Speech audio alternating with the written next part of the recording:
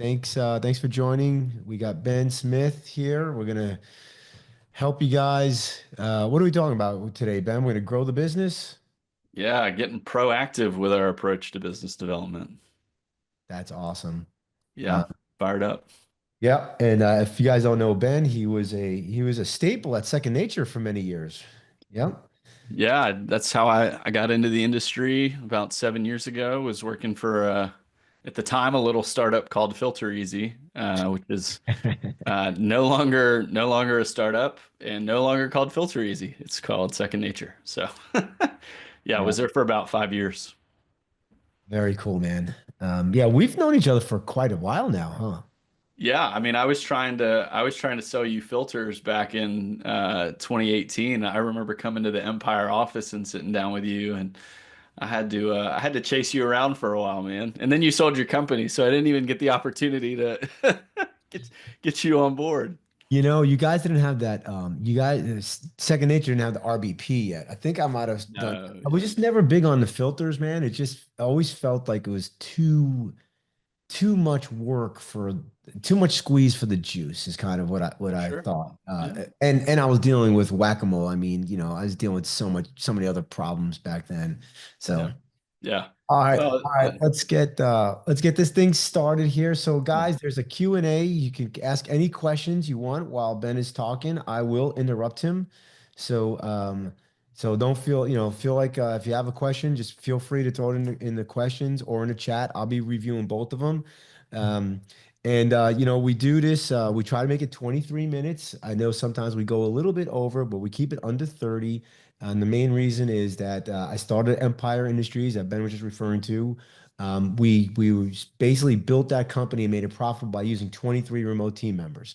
So if you're ever interested in remote team members, please give me a shout out, reach out to me, and I'll be more than happy to tell you what they did for us, how they did it, and how we went from a reactive company to proactive company, how we went from a company that was not making money to a company that was making money.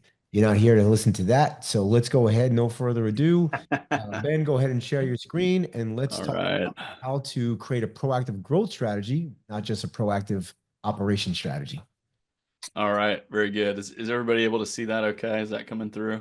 Yeah, we're good. Perfect. All right. Well, Pete, thanks again for the opportunity, man. This is great. I'm glad to be with you guys. And yeah, today we're going to get into how to think about business development in property management through the lens of being proactive versus reactive. And I think when you think about that, right, there's probably some pretty self-explanatory thoughts that come to mind around, all right, I'm kind of sitting here waiting for growth to happen, waiting for people to come find me, and maybe that's not going as well as you like, right? I think depending on your goals and the type of people that you want to work with, it's entirely possible that you may get enough leads that just come to you any given month to sustain the growth that you want, right? You may not be looking to grow huge, right? You may be at a place where you're in a good spot and really you're just looking to replace churn, but regardless, I think I would make the argument to you that there are things that you can be doing when it comes to business development that are proactive and generating more opportunities, or at a minimum, bringing you enough to be in a stable place where you're not having to worry about shrinking, right? Because we've all heard that phrase: if we're not growing, we're dying. So. Quick overview of me and Bright Reach Sales. You guys heard a little bit of it. I've been in the industry for about 7 years, starting with Filter Easy and Second Nature. I worked with a company called Discover, and most recently, I was sales director over at Profit Coach before I started this, which was earlier this year. I think we're 3.5 months in. So I am in the infancy stage of entrepreneurship and business ownership. But it's been great so far, and primarily working with property management companies to start doing outbound to take a look at your current sales process, CRM. How can we get things in a position where we really can be proactive about our growth, and also doing a lot of education training around sales in general for property management companies. So that's a little bit about what Bright Reach is. Let's talk a little bit about being reactive versus proactive in our business development approach. So, like I kind of said before, reactive, right? When I think of that, I think of like, all right, I'm waiting for people to come to me. I'm looking at the email inbox, waiting for new leads to hit. I'm trying to be as quick as possible, right? We've all heard this expression of speed to lead, right? You get that inbound lead, you want to respond as quickly as possible because the odds are that that person has also inquired with competitors about services, right? And so you want to be the first one there. Um, an important thing to note here with inbound leads that are coming to you is that in a lot of ways, the prospect is kind of controlling the buying process, right? They've done their research, they've looked at your Google reviews, they've looked at your website. They're coming to you, they want to know what your best price is, right? Everybody wants to know about pricing, pricing, pricing, and that's good. It's funny. I was in a little LinkedIn back and forth with Todd Ortscheid yesterday talking about pricing. We want to give people pricing. That's good, but we also want to create value, right? We want to justify the price that we charge, especially if we're not the lowest cost option in town. And look, I'm certainly not advocating that you be the low cost option. We've all heard the expression, you get what you pay for, right? And so it's our job as salespeople to be able to convey that to the folks that we're talking to.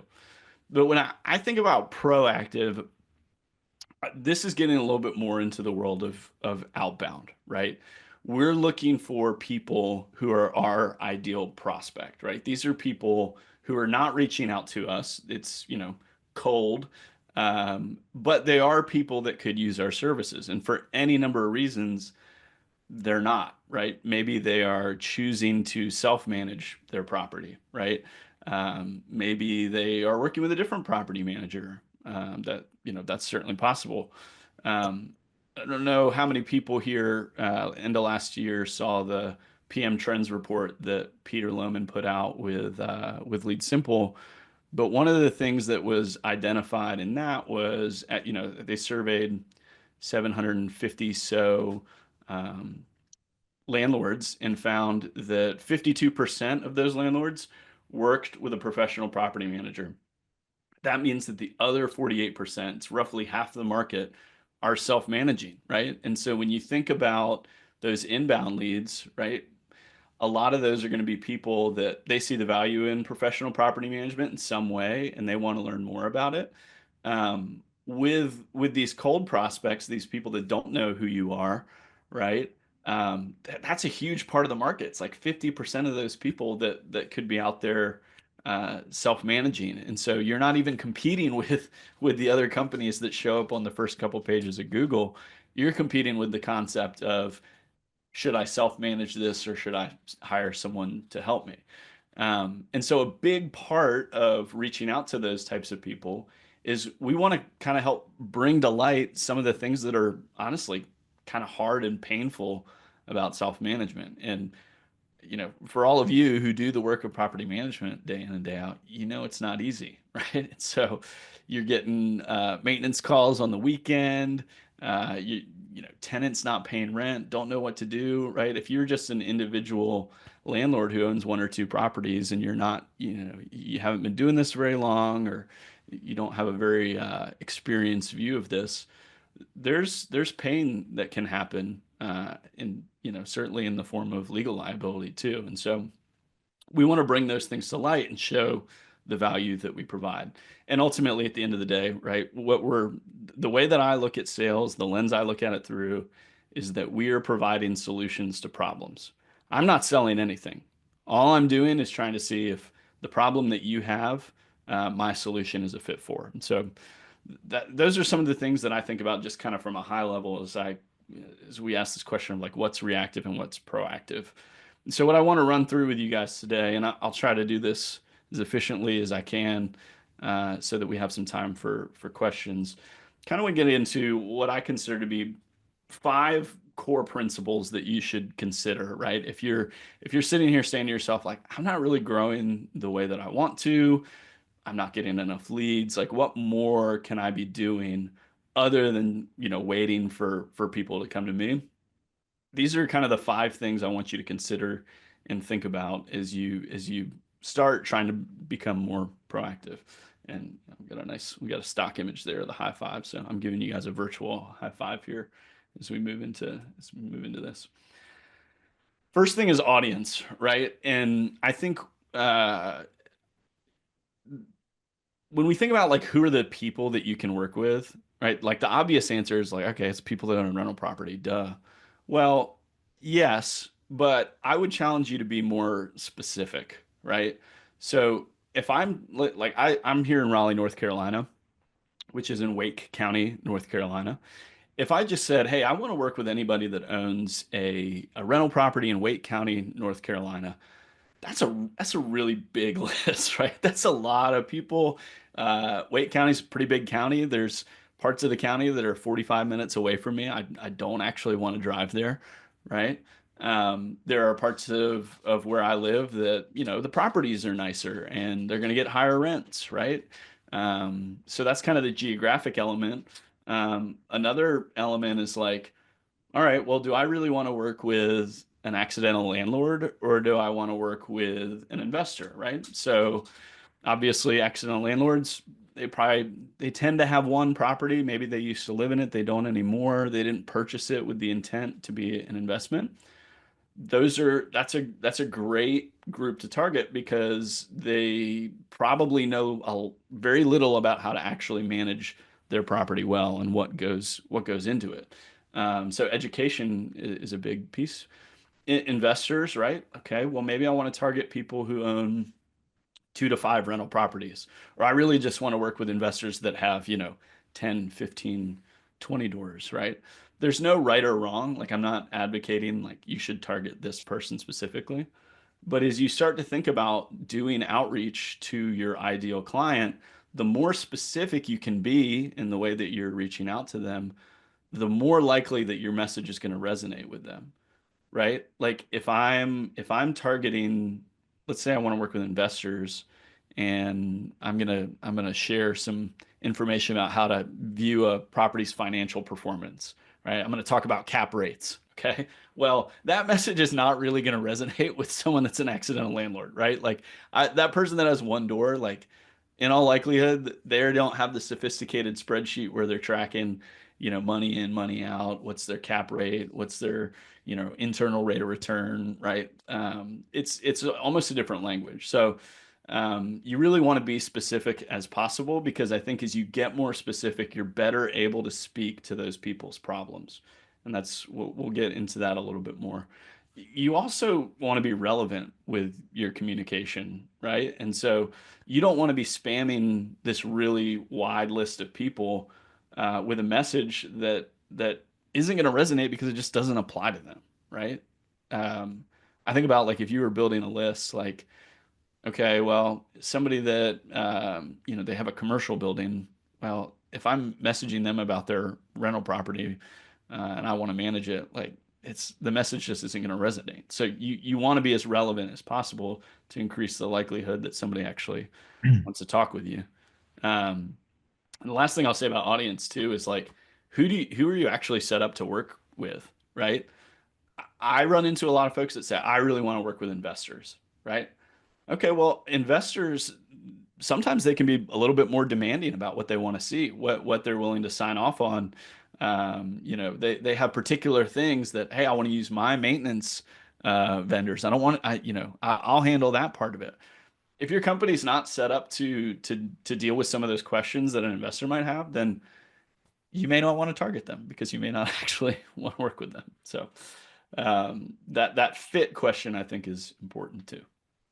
So Ben, I'll just do a quick, Yeah. when we started Empire, we were trying to be everything to everyone. Single Yeah. family, Yeah. multifamily, low income, high income, right? Mhm. And it really hurt our marketing message, right? And we weren't getting anywhere, like we were like jack of all, master of none.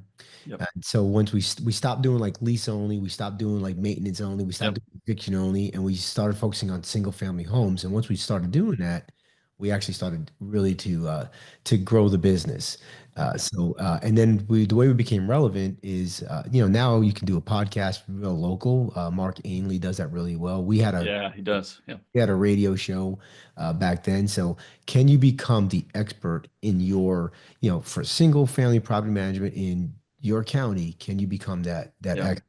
The one thing we never learned was good fit. We took almost anybody. Like all these red flags of bad Yeah. owners. Like, yeah, come on, it'll be fine. The property manager's going to deal with it, not the sales team. Yeah. You know, so Yeah. I highly recommend like figuring out like, hey, if they're asking certain questions that are kind of red flags, like Hmm. like I want to review all the applications. Like Yep. not Yep. a great fit. So just wanted to throw some stuff there that we actually learned. Yeah. Yeah, that's great. I mean, if only there was a way, really, if you were building a list and if you could generate that list based on who's going to be a good owner or not, you'd make a lot of money selling that to people. The reality is you have to do a good job of discovery, right? Like when you're talking to that person, you've got to ask those right Yeah, you're questions. never Like, gonna get 100%, but no, of course not. Of course not. But I think it's, somebody probably knows this better than I do. Mark Cunningham has that list of questions. It's like emotional stability, financial stability, like to kind of get to like, all right, is this somebody that we want to work with? And so asking those questions up front, like as a salesperson, sometimes it's painful to say no to a deal because you want to get a deal closed. But because you get the ultimately, commission. that's right. That's right. So that's why setting expectations with your salesperson is so critical. It's if you're the business owner doing sales, it's a lot easier to kind of have that radar of like, all right, do I actually want to manage this, or not? So the second principle here, once you've kind of defined your audience, is like the value side, right? What is the actual problem that you're solving for people? How does that problem impact their day-to-day lives, right? And I'll just like we'll go back to the maintenance example, right? So if somebody is self-managing their property and they're on vacation and the HVAC goes out in the house and the house is in Houston, Texas. Pete, is it fun not having HVAC in Houston, Texas in the middle of June? Probably No, not not at great. That's an emergency, okay? So as you're thinking about the people that you're reaching out to, there are things that happen over the course of owning a property that are painful. And even if it's not something that extreme, right? Like maybe it's filling vacancy. Okay, you've got to go get the property ready and you've got to get it listed yourself and you're doing all this work. You're scheduling showings and tenants aren't showing up to them, right? Those things are painful and it eats into their time, right, with their family or their job, right? So I want you to just like put yourselves in the shoes of the type of person that you want to work with and think about like, okay, what are the problems that they have? How does that affect their day-to-day life? And how am I positioned to solve those things? Because at the end of the day, Pete, if you owned a property and I just called you up and I said, hey, Pete, my name's Ben Smith. I own Bright Reach Property Management Company. I see that you own a rental property here in Raleigh.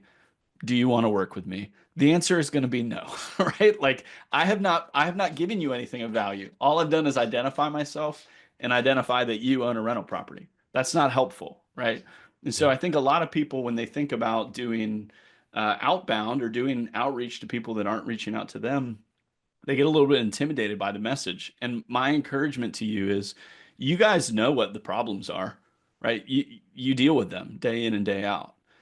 And so the question is, how can I get as specific as possible about the people I'm looking to work with and how I can help them? And approach those conversations with genuine curiosity, right? If someone came to you and was like, "Hey, I'm interested in talking about this," ask lots of questions. Just try to understand like how are things going? What's been hard? What's been good, right? Like I think that more than anything, it's sort of a soft skill and tangible skill to have in sales, but being genuinely curious, I think, is the greatest superpower a salesperson can have. And ultimately, you're educating, right? People may not be ready to work with you right now. That's just the reality. But how can you help educate them? All right, I've got to pick up my pace here a little bit. Focus. All right, so let's say you've determined, all right, I want to get proactive. I've defined my audience. I know what my value is to these people. Focus is really important when it comes to outbound and getting proactive with this approach, because the reality is you have limited hours in the day. So I suspect some of you on this call are, your focus is business development. It's what you do day in and day out. Some of you might be business owners who also wear the sales hat, right? Like, you not only are running operations, but you are responsible for bringing on new doors. So the reality is the amount of time that you have in any given day is just going to be different. And so you don't want to come up with a plan that is not sustainable because you don't have the time to do it really. So maybe you decide, hey, well, I'm really gonna focus on realtor referrals, and I'm gonna reach out to 10 realtors a week and try to take them to coffee or take them to lunch, right? That's getting proactive. A lot of people think like just because a realtor or a referral partner knows who you are, they're gonna send you business. You have to maintain that relationship, right? And be proactive. What are the things that are valuable to that referral partner? How can I help them grow their business? Right? As I'm fond of saying, it's not about you, right? It's about the other person. So whatever the area is, maybe you want to do an email campaign, or shoot, maybe you want to pick up the phone and make some cold calls, right? A lot of people got into sales doing that. That's certainly something I spent a lot of time doing early in my career. Regardless of what the thing is, I don't think there's like a silver bullet here, but it's about committing to a set of activities. I'm going to spend X amount of hours a week. I'm going to reach out to X amount of people a week, um, and be really clear and measured with that, right? Um, the last line on there is resist shiny objects. Like this is I think it's probably true of a lot of business owners. It's definitely true salespeople. It's like one day you see something, it's like, oh, you know what, man, I need to. I'm gonna advertise on park benches. That's gonna be my new thing, right? And so you spend all this time getting that ready and do it, and then you know oh, you know what? I'm going to do this now. And it's like you drop everything before you see if it's successful. And I'll kind of get to that a little bit. Um, but the point is like come up with what you want to do and then commit to it for a long period of time, right?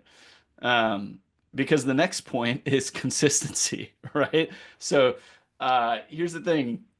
If you reach out to cold prospects that aren't actively looking, like your success rate is gonna be lower, right?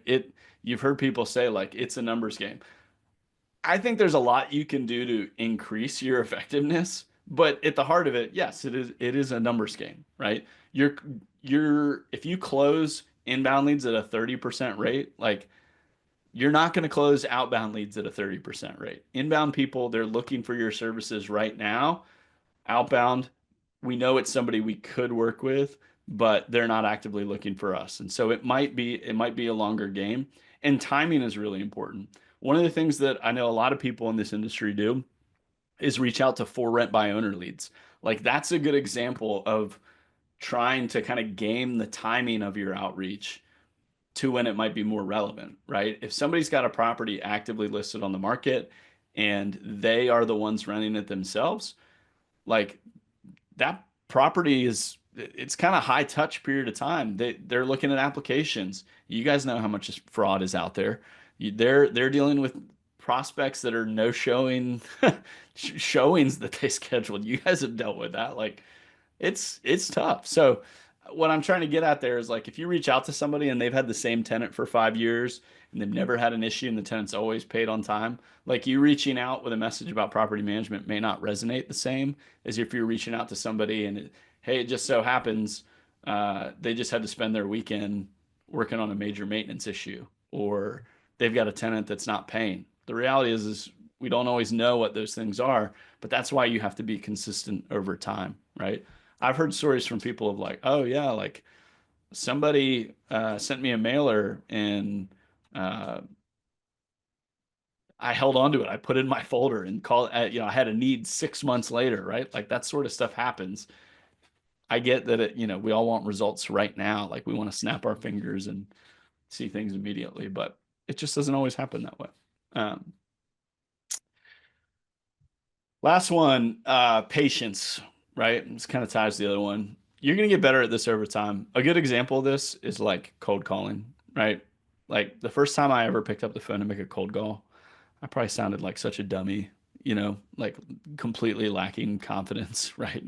Like the reality is that as you refine your approach over time, you want to test these things, measure, right? A/B tests a little bit. Hey, man, I you might find that a message about tenant fraud, right? Like people falsifying applications, that resonates more than reaching out to somebody about, maintenance, right? Like the reality is that we have to get in and test this stuff and start doing, right?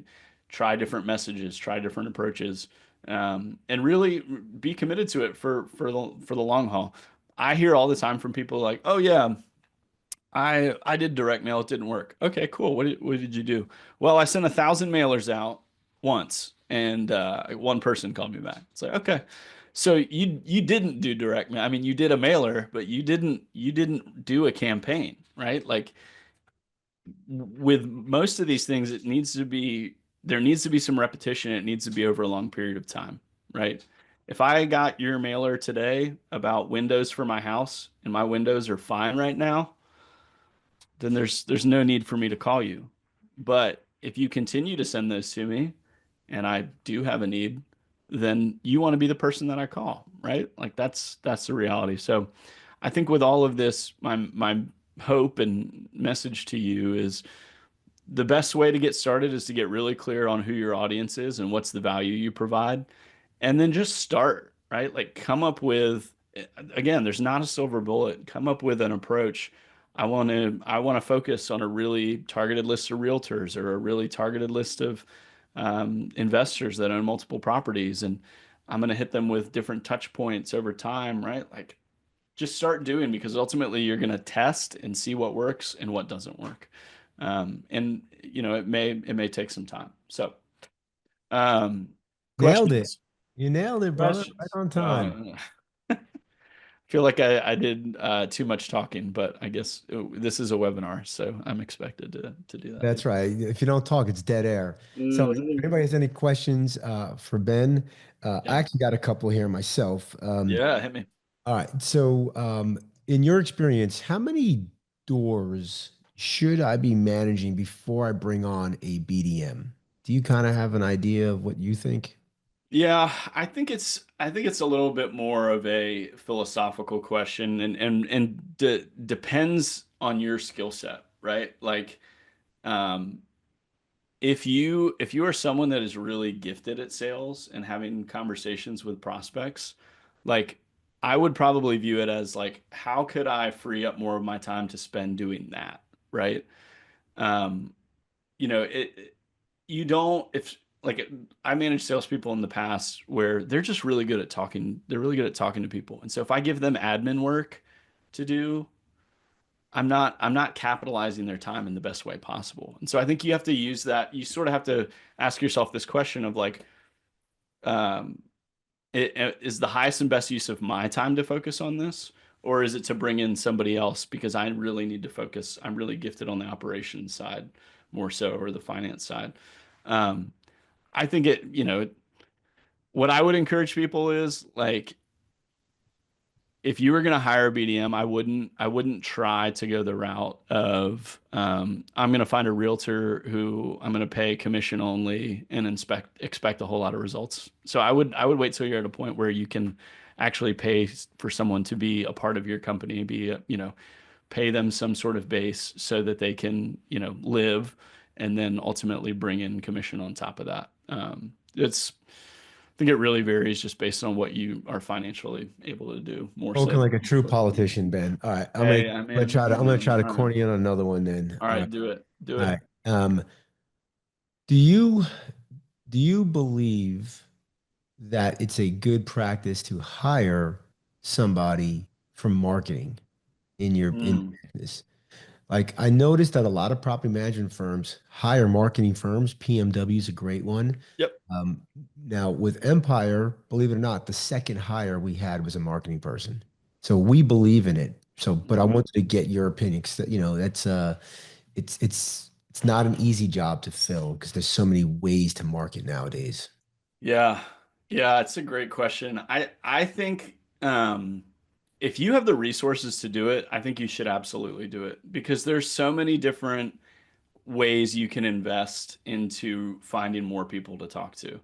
Um, you know, the tricky thing I think is like if it's going to stretch you thin to have both. Maybe another question is like, all right, should I hire a marketing person first or a salesperson first? You know what I mean? Um, I think if you can afford to hire a marketing person who's focused on generating opportunities either for you to close or for your salesperson to close, then that's a really, really good outcome because there are some technical aspects of marketing that a salesperson is just not going to be able to do on their own, right? It is not the highest and best use of your A player BDM to figure out how to run Facebook ads, right? It's much better suited for a person that has marketing experience to go in and do that, right? And make sure that your website is functioning the way it should be and putting together a lot of education resources, right? That could live on your website or could be posted on social media that are providing value to prospects. Your salesperson, they could probably throw together a quick PDF on Canva that might work, right? But really, what you want them doing is talking to people. So to me, the marketing position is a great one if you can find the right person with the right skill set. Yeah. All right, man. I like that. It feels like you like the model where if you hired a salesperson, you hire a virtual assistant or an assistant for them. They handle all the paperwork, and the salesperson literally just does the sales. Totally. Yeah. If you've got a good salesperson, you want them talking to more people. You Yep. do not want them sitting there in the details, punching stuff into the CRM, sending out contracts. I mean, plenty of salespeople are serviceable enough at that, but a lot of the best salespeople I've worked with, the administrative side tends to be a shortcoming. All right. Well, thanks, Ben. I really appreciate it. If you guys, we're going to talk about team next month at our next webinar with Peter Hernandez, who's created PMH. So if you want to scan the QR code here, you could jump in. And then Ben, what's the best way to get in touch with you?